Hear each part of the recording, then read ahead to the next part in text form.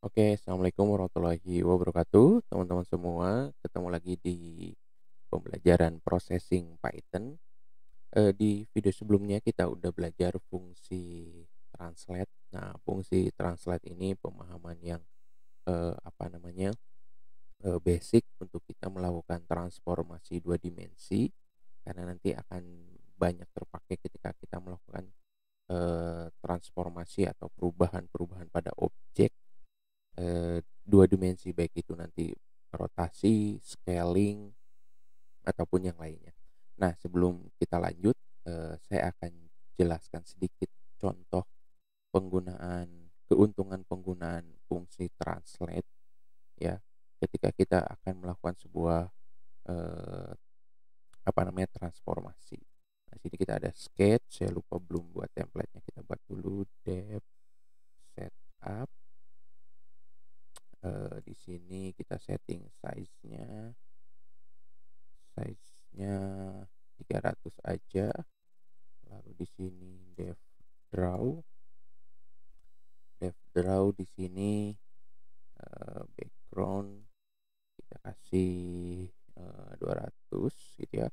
Lalu misalnya kita buat rectangle-nya kita posisikan di 0,0, eh, lebarnya 30, tingginya 50. Oke, di sini kita kasih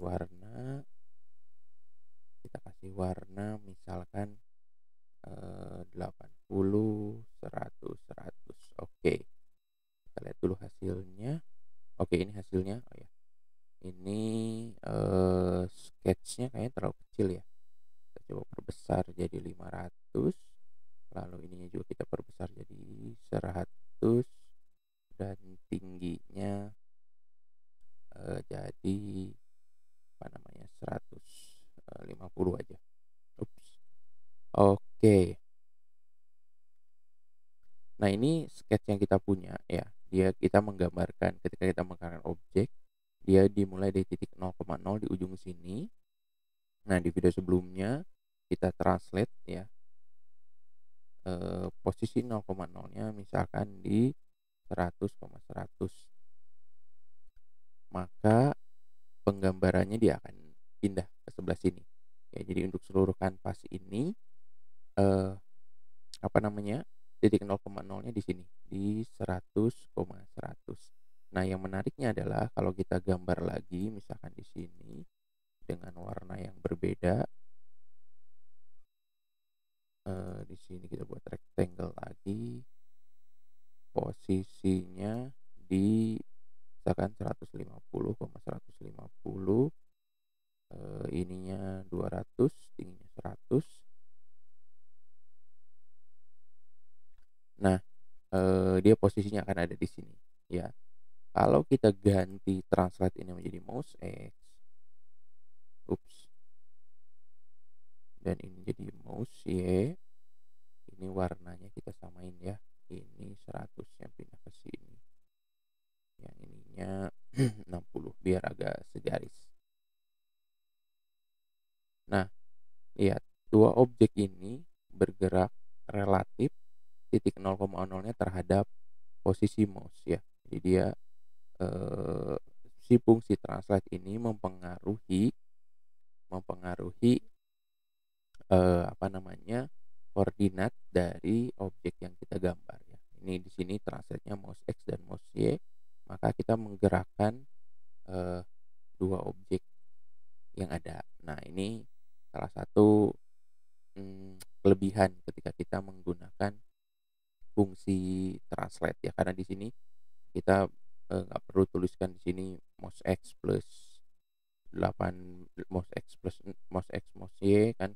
Ini kalau kita mau buat cara yang sama tanpa translate kan, ini berarti mouse X, lalu ini mouse Y, yang ini mouse Y plus gitu ya. Yang ini mouse X plus. Nah, jadinya kayak gini. Ini hasilnya akan sama ya, tapi coding kita terlihat statis ya, karena di sini ada penambahan. Kalau ada perubahan-perubahan tertentu nanti jadi sulit. Oke, itu ya salah satu keuntungannya. Nah, yang berikutnya, eh ketika kita menggunakan fungsi translate ini, misalkan kita mau menggambar sebuah rumah gitu ya.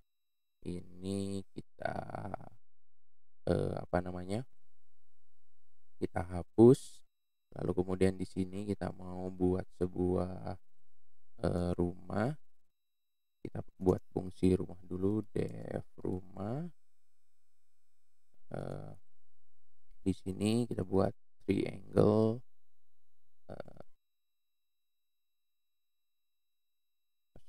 triangle. Lalu di sini kita gambarkan dia menerima input X dan Y.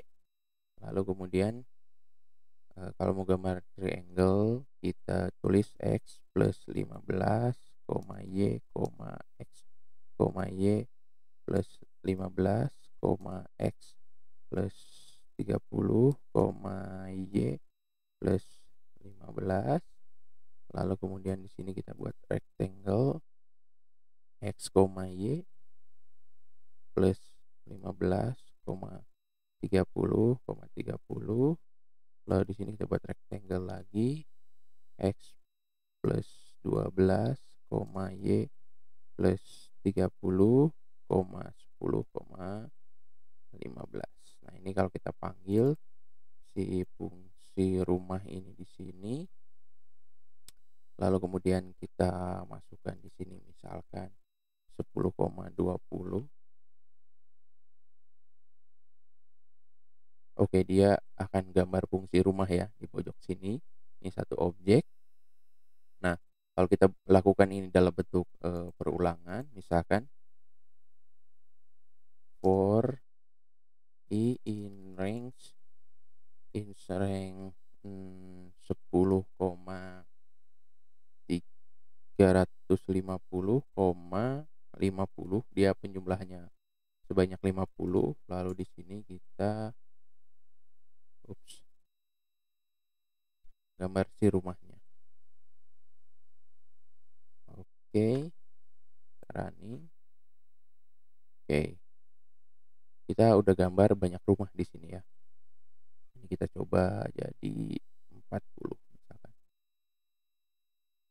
Oke, nah kita gambar banyak rumah di sini tapi dengan sistem tanpa apa namanya, tanpa translate gitu ya, dengan sistem tanpa translate. Dan sini sistemnya tidak terlihat, tidak apa namanya, tidak dinamis ya di sini ya, tidak dinamis. Nah, di contoh lain kita bisa buat contoh misalkan def rumah, ini rumah underscore gitu ya, dia menerima masukan X, Y.